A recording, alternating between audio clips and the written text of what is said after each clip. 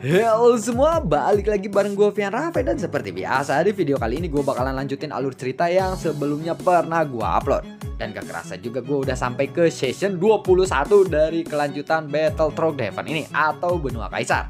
Tanpa banyak basa-basi lagi, yuk kita langsung cek di out aja alur ceritanya.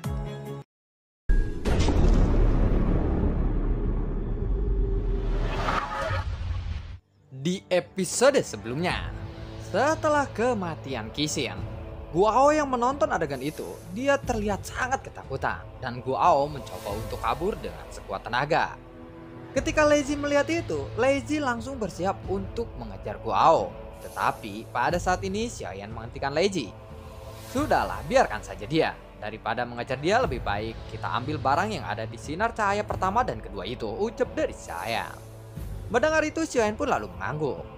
Saat melihat Kishin mati dan Guao melarikan diri, para bawahan mereka pun langsung panik.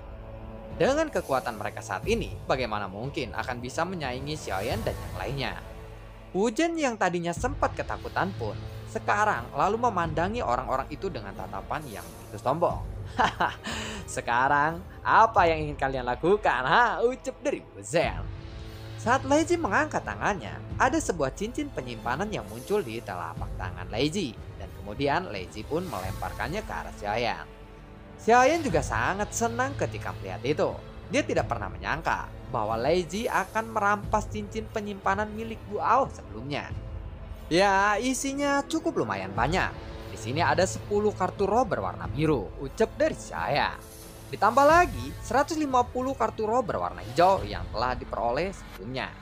Jadi saat ini berarti Xiaoyan sudah mempunyai sekitar 13 kartu roh berwarna biru. Jika kartu roh berwarna hijaunya di-convert ke warna biru. Karena satu kartu roh berwarna biru itu adalah 50 kartu roh berwarna hijau.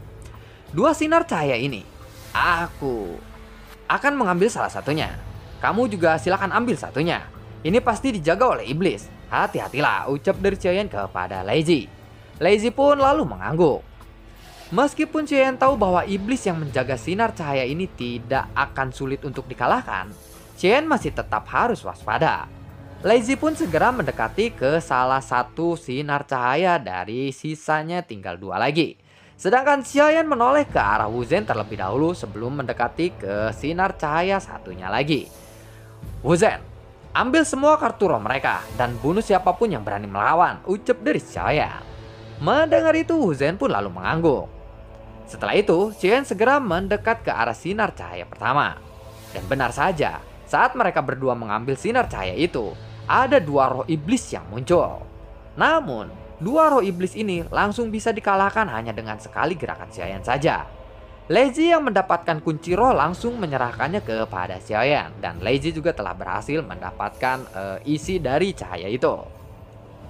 Ditambah dengan kunci roh yang telah diperoleh dari Wu Zhen di kotak batu sebelumnya, saat ini Xiaoyan sudah memiliki 20 kunci roh.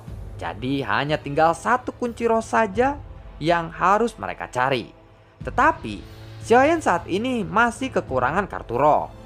Dan benda yang didapatkan oleh Xiaoyan di sinar cahaya itu adalah 50 kartu roh berwarna biru.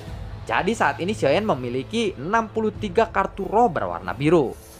Tetapi 3 orang di dalam tim Xiaoyan ini membutuhkan 3 kartu roh ungu atau sama dengan 300 kartu roh berwarna biru. Jadi jumlahnya masih kurang banyak. Sementara itu, di sisi lain, Wu Zhen yang merampas kartu roh dari bawahan Guao dan juga Kishin hanya mendapatkan kartu roh berwarna hijau. Tetapi setelah dikumpulkan dan dilebur, kartu roh berwarna hijau itu menjadi 5 kartu roh berwarna biru. Jadi saat ini Xiaoyan memiliki 68 kartu roh berwarna biru. Setelah orang-orang dari alam Tianhe dan juga Dong Sengjie menyerah, mereka juga dapat dengan cepat meninggalkan tempat ini. Dan setelah semua benda di sinar cahaya itu diambil oleh kelompok Xiaoyan, semua orang pun lalu pergi meninggalkan istana itu. Karena sudah ada tim yang mendapatkan hadiah utamanya. Namun, tim Xiaoyan tidak terburu-buru untuk pergi dari sana. Sekarang mereka telah memperoleh buah roh 100 sumber dan roh bunuh. Xiaoyan juga penasaran dan ingin tahu seberapa efektif buah roh 100 sumber dan roh pembunuh ini. Xiaoyan lalu mengeluarkan 5 buah roh dan 100 sumber. Lalu Xiaoyan memandang ke arah Lazy. "Berapa banyak buah yang kamu butuhkan?" tanya dari Xiaoyan. Lazy memandangi buah itu, lalu perlahan menggelengkan kepalanya. "Benda ini tidak berguna bagiku," jawab dari Lazy. Setelah itu, Lazy pun segera mengkonsumsi pil sumber gas dewa. Sepertinya itu saja sudah cukup untuk Lazy saat ini. "Wuzen, kamu juga sangat berjasa dalam misi kali ini. Jadi, aku akan memberimu buah ini," ucap dari Xiaoyan. "Hah, Tuan, terima kasih," ucap dari Wuzen. Mendengar itu, Xiaoyan pun lalu mengangguk. "Mulai sekarang kamu bisa memanggilku Xiaoyan," jawab dari Xiaoyan. Wuzen pun segera mengangguk dan dengan sungguh-sungguh dan terlihat dia sangat bahagia. Xiaoyan kemudian memandang ke arah Lazy. Dan tanpa berbicara, Lazy pun sudah mengerti apa yang diinginkan oleh Xiaoyan. "Tenang saja, aku pasti akan melindungimu, jangan khawatir," ucap dari Lazy. Mendengar itu, Xiaoyan pun lalu mengangguk. Dia langsung duduk bersila dan langsung menelan buah itu. Ketika sumber gas yang agung melonjak keluar dari tubuh Xiaoyan, ada esensi sumber gas yang sangat murni membuat Xiaoyan merasa sangat luar biasa. "Jika aku tahu efek buah ini sehebat ini, aku pasti tidak akan memberikannya kepada orang lain. Hah, aku menyesal," ucap dari Xiaoyan di dalam hatinya. Xiaoyan menyesal karena sebelumnya Xiaoyan telah memberikan 3 buah pada tim Zen King. Dan kemudian 2 buah untuk Wuzen. Jadi Xiaoyan hanya mendapatkan 3 buah saja. Dan pada saat ini, pertumbuhan kekuatan Xiaoyan pun masih tetap berlanjut. Namun, Xiaoyan sekali lagi menelan buah roh 100 sumber ini.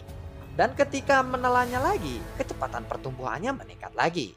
Xiaoyan segera menghabiskan buah roh itu setelah mengetahuinya. Dan setelah menelan 3 buah batu roh 100 sumber berturut-turut, fondasi sumber gasnya telah mencapai 2,2 juta. Dan Xiaoyan perlu meningkatkannya sebanyak 200.000 sumber gas lagi untuk bisa menerobos ke tahap akhir bintang 5 Fighting God. Jadi Xiaoyan tidak ingin berhenti sampai di sini. Kemudian Xiaoyan mengeluarkan roh pembunuh itu. Dan awan kabut merah pun memancar dari tangannya. Aura yang kuat pun lalu melesat. Dan telapak tangannya ada misteri di dalam telapak tangan Xiaoyan saat ini. Dengan gerakan Xiaoyan, api di telapak tangannya itu naik menyelimuti kabut merah. Namun, setelah beberapa saat, Xiaoyan pun mengeluarkan keringat dingin. Karena roh pembunuh ini masih belum bisa Xiaoyan taklukkan. Xiaoyan langsung menggunakan api Immortal Flame dan juga api hitam langsung menyelimuti roh pembunuh itu. Di bawah kekuatan nyala api Immortal Flame, roh pembunuh itu mulai bergetar hebat. Setelah beberapa saat, kabut merah itu lalu menyelimuti roh pembunuh itu dan perlahan lalu menghilang. Lalu sebuah pil bulat berwarna emas pun muncul. Tetapi pil ini bukanlah obat mujarab. Karena pil ini tidak dimurnikan dari bahan obat. Tetapi ini berasal dari sumber gas yang sangat murni. Dan ini berkali-kali lebih kuat dari Biyuan Linggo atau buah 100 sumber itu ya. Setelah itu, Xiaoyan pun langsung menelannya lagi. Buar. Pada saat pil pembunuh itu ditelan, sumber gas yang kuat pun menyebar dari tubuh Xiaoyan. Dalam sekejap, fondasi sumber gas Xiaoyan mencapai 2,4 juta dan auranya yang lebih kuat menyebar dari tubuh Xiaoyan. Tetapi peningkatan ini tidak berhenti sampai di situ saja. Buar. Pada akhirnya, fondasi sumber gas Xiaoyan pun menyentuh angka 2,7 juta. Dan fondasi sumber gas Xiaoyan yang berjumlah 2,7 juta ini setara dengan 5,4 juta fondasi sumber gas orang biasa. Dengan kata lain, Xiaoyan benar-benar bisa meledakkan fondasi sumber gas yang dia miliki oleh petarung tahap awal dari Fighting God bintang 6 atau sebanding dengan Fighting God bintang 6 gitu aja ya. Luar biasa sekali. Xiaoyan lalu menghela napas panjang. Wajahnya dipenuhi dengan kegembiraan. Tetapi setelah Xiaoyan membuka matanya, Lazy dan juga Wuzen sudah berdiri. Dan ekspresi mereka sangat terlihat gugup. "Apa yang kamu sudah selesaikan? Apakah kamu sudah menyelesaikan latihanmu? Kita harus segera pergi sekarang," ucap dari Lazy sambil menatap ke arah Xiaoyan.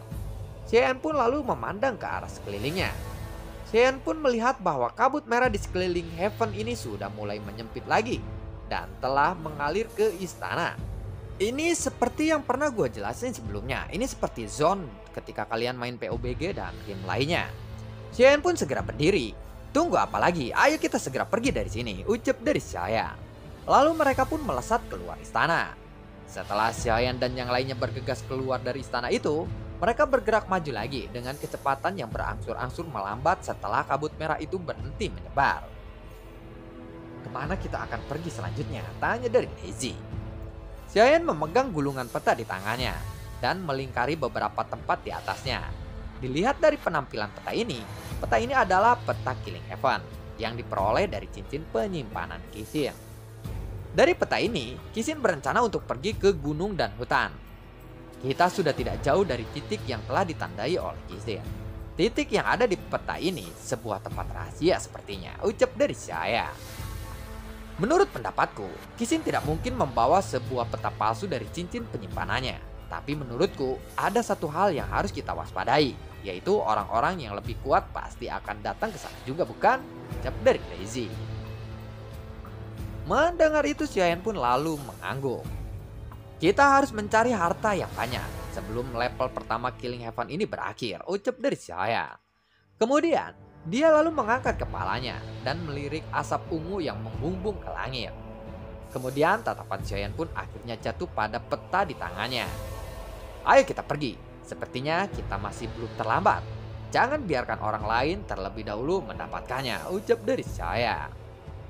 Setelah berbicara, Xiayan pun langsung pergi mengikuti peta dan menuju ke tempat rahasia itu. Pada saat yang sama, setelah Xiayan berada di Killing Heaven selama beberapa bulan, dan di sebuah pulau di luaran Killing Heaven, sekelompok orang berjubah hitam pun mulai muncul. Mungkinkah dia benar-benar memasuki Killing Heaven? Ucap dari Cao Yu. Ternyata mereka adalah Wu Tai, Zuo Qiu, dan juga Cao Yu. Dan sekarang bertambah satu orang di dalam tim mereka, yaitu Cao Ge. Kalau begitu, ini sepertinya kita seperti dalam posisi mencari jarum di atas tumpukan jerami, ucap dari Cao Ge. Kakak, dia adalah reinkarnasi dewa jahat. Jika kita dapat menemukannya, kemudian kita menangkapnya dan menyerahkannya kepada Raja Rock, kita pasti akan bisa menebus jiwa kita kembali, ucap dari Cao Yu. Penebusan jiwa. Adik, sudahlah. Jangan mengatakan hal-hal yang konyol seperti itu lagi. Jika bukan karena istana surgawi, aku sudah tidak akan bisa berdiri di sini sekarang. Tetapi, jika dia memang benar-benar adalah reinkarnasi dari dewa jahat, entah kita harus menangkapnya atau membunuhnya saja. Kita pasti akan mendapatkan jiwa kita lagi sebagai hadiahnya dari raja, ucap dari Cao Ge. Cao Ge, aku memiliki gambar orang itu. Jika memungkinkan, aku mungkin akan menghubungi satu atau dua orang dari yang bertugas di Killing Heaven untuk mendapatkan informasi orang itu, ucap dari Wu Tai sambil mengeluarkan gambar wajah Xiayan. Cao Ge juga melihat gambar itu dan sedikit mengangguk. Aku juga memiliki beberapa kenalan lama di Killing Heaven. Jika dia tidak ada di Killing Heaven, aku tidak akan ikut mencarinya bersamamu. Karena aku masih memiliki tugas dari istana surgawi yang harus aku kerjakan, ucap dari Cao Ge kepada Cao Yu. Sepertinya, memang Cao Ge ini berlaku sangat lembut kepada adiknya sendiri. Cao Ge dan yang lainnya datang ke Killing Heaven dan memasuki sebuah pavilion. Mereka memperlihatkan gambar wajah Xiayan kepada setiap orang. Aku akan mengirimkan seseorang untuk menyelidikinya. Tetapi kalian harus menunggu beberapa saat, karena aku tidak akan bisa menyelidikinya sekarang. Tetapi, jika level pertama dari Killing Heaven ini telah selesai, aku baru bisa menyelidikinya, ucap dari salah satu dari mereka. Kemudian sosok itu mengamati gambar-gambar wajah Xiayan dengan lebih cermat lagi. Sepertinya aku tahu tentang tanda dahi orang ini, ucap dari sosok itu. Namun, dia tidak mengatakannya secara langsung. Ya, itu adalah tanda milik dewa jahat. Dan orang ini adalah reinkarnasi dari dewa jahat. Jika kamu menemukannya, istana surgawi pasti akan memberikan bantuan kepada Killing Heaven, ucap dari Cao Ge. Ya, kalau begitu, setelah level pertama Killing Heaven ini selesai, aku akan mengirimkan seseorang untuk segera menyelidikinya, ucap dari sosok itu sambil memberikan hormat. Mendengar itu, Cao Ge pun lalu mengangguk. Setelah berbicara, sosok itu pun lalu keluar dari pavilion. Karena kita sudah di sini, sebaiknya kita lebih baik untuk menunggu saja hasilnya, ucap dari Cao Ge. Namun, sampai saat ini, tentu saja Xiaoyan tidak tahu bahwa Wu Tai telah membawa Zhou Qi dan juga Cao Yu termasuk dengan Cao Ge yang lebih kuat untuk mengejar mereka sampai ke Killing Heaven. Dan setelah level pertama dari Killing Heaven ini selesai, keberadaan Xiaoyan pasti akan segera terungkap. Xiaoyan akan menghadapi Cao Ge yang seseorang petarung yang lebih kuat dari Istana Surgawi. Setelah melewati gurun, Xiaoyan dan yang lainnya lalu memasuki hutan batu pada saat ini. Tidak ada pohon di sini, dan di sekelilingnya mereka hanya ada gunung batu saja yang menjulang tinggi dan terlihat sangat aneh karena batu ini berdiri seperti pohon. Tanahnya hitam, seolah-olah ada api yang membakar semua tanah di sini.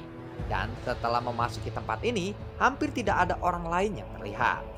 Namun, setelah Xiaoyan masuk sedikit lebih dalam, Xiaoyan tahu bahwa ada yang tidak beres di sini. Kita tampaknya tersesat di sini, ucap dari Xiaoyan.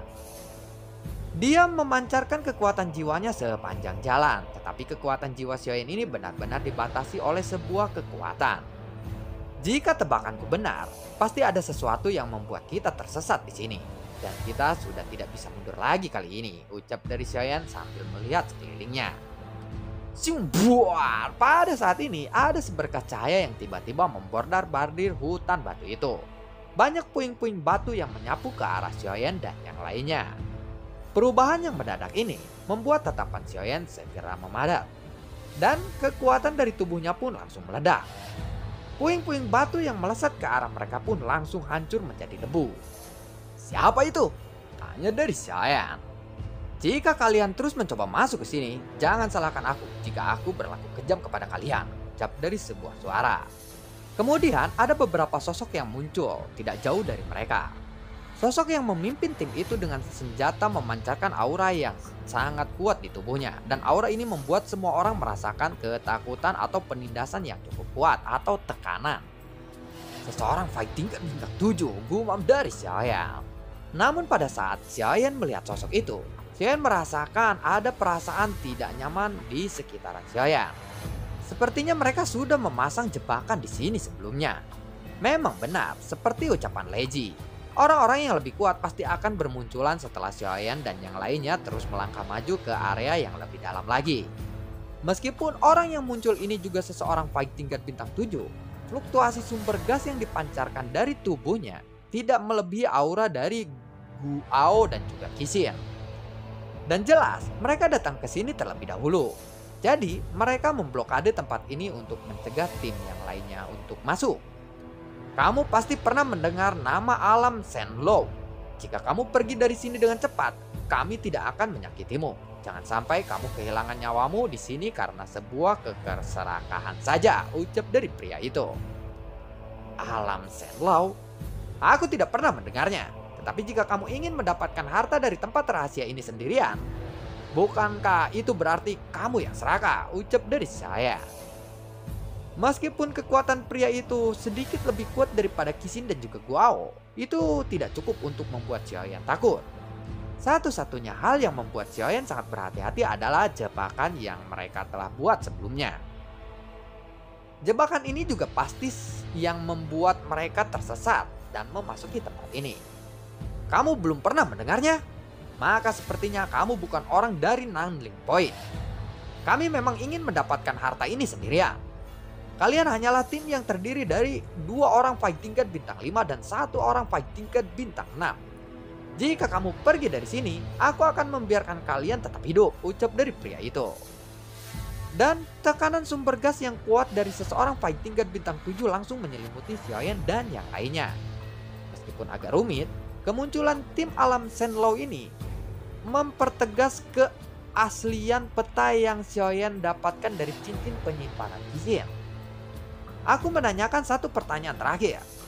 Kamu mau pergi atau tidak? Ucap dari pria itu. Mendengar itu, Xiaoyan pun lalu berkata, aku sudah jauh-jauh datang ke sini. Jika aku tidak bertarung dengan kalian, Lalu untuk apa aku mendatangi Killing Heaven ini? Ucap dari saya. Kalau begitu aku tidak akan lagi banyak omong kosong. Aku sudah memberimu kesempatan terakhir. Semuanya, bunuh 3 orang itu dan ambil kartu roh yang mereka punya, ucap dari pria itu. Kemudian, sosok-sosok yang ada di belakangnya lalu melesat bersama-sama. Di antara mereka, ada seseorang wanita yang berkekuatan telah mencapai Fighting God bintang 6 tahap akhir. Setidaknya, dia memiliki sumber gas sebanyak 16 juta. Serahkan yang wanita itu kepadaku dan kalian akan menghadapi 2 Fighting God bintang 5 itu saja, ucap dari wanita itu. Semua orang pun lalu mengangguk dan langsung bergegas menuju ke arah Xiaoyan dan juga Wu Zhen. Adapun pria yang memimpin tim ini, dia masih mempertahankan sebuah benda di tangannya. Sepertinya dialah yang mengatur jebakan di sini. Dan ternyata alasan mengapa mereka tidak langsung menyerang Xiaoyan karena mereka sedang mengatur jebakan yang belum selesai. Dan kemunculan tim Xiaoyan ini mengganggu prosesnya. Jadi mereka tadi menggertak Xiaoyan agar cepat pergi dari sini. Setelah Xiaoyan pergi dari sini, mereka bisa menyelesaikan semua jebakan dan yang sedang mereka atur. Xiaoyan sudah merasakan fluktuasi yang aneh saat tiba di sini. Jika orang ini berhasil mengatur semua jebakannya, maka ketika ada orang lain yang bergegas masuk ke sini, maka jebakan itu akan memblokir semua orang yang datang ke sini. Dan itu akan sangat sulit untuk dibobol. Kita harus bertindak dengan sangat cepat. Jangan sampai kita membiarkan dia menyelesaikan jebakannya, ucap dari saya. Mendengar itu, Lazy dan juga Wu Zhen pun lalu mengangguk. Sementara itu, wanita yang bergegas menuju Lazy pun berteriak dengan sangat marah. Dan dia memegang pisau berwarna. Dan pisau itu sepertinya berpisah. Pisau itu memiliki aura yang sangat kuat. Ketika wanita itu menebas pisaunya ke udara, ada energi kuat yang melesat ke arah Lazy. Spring! Buar! Sedangkan Lazy sudah menyiapkan petirnya dan menghadapi wanita itu. Tartetor! Buar! Petir pun menyambar tanah dan tanah pun ikut bergetar hebat. Pada saat yang sama, serangan Lazy juga melesat. Sosok wanita itu pun langsung melesat ke belakang dan wanita itu lalu menyemburkan seteguk darah. Dan pakaian wanita itu pun langsung rusak. Rambutnya semua tegak dan wajahnya pun gosong seperti layaknya orang tersambar petir. Sedangkan Xiaoyan dan juga Wu Zhen saat ini melawan 4 orang sekaligus. Tetapi kekuatan 4 orang itu berada di tahap akhir Fighting God bintang 5. Dengan hanya memiliki 2,4 juta fondasi sumber gas saja. Untuk saat ini, Xiaoyan bahkan tidak menggunakan kekuatan Yaoyan untuk meningkatkan fondasi sumber gasnya dalam menghadapi mereka. Xiaoyan lalu mengangkat tangannya dan 2 Fearless Lotus Flame pun meledak di tangannya. Buat! Dan lalu bagaimanakah kelanjutan ceritanya? Akankah Xiaoyan berhasil mengalahkan orang-orang yang tiba-tiba muncul atau Xiaoyan yang tersesat ini? Nantikan video gue berikutnya dan semoga sehat selalu untuk kalian. Gue juga tidak lupa untuk selalu ucapin terima kasih banyak buat kalian yang sudah mendukung channel ini dari dulu hingga saat ini. Dan sepertinya hari ini satu video dulu karena biasanya kan hari Sabtu libur. Dan juga tadi hujannya baru selesai, jadi gue baru bisa upload. Jadi maaf ya, sampai ketemu lagi di video gue berikutnya. Semoga sehat selalu untuk kalian. Assalamualaikum dan sampai jumpa, dadah.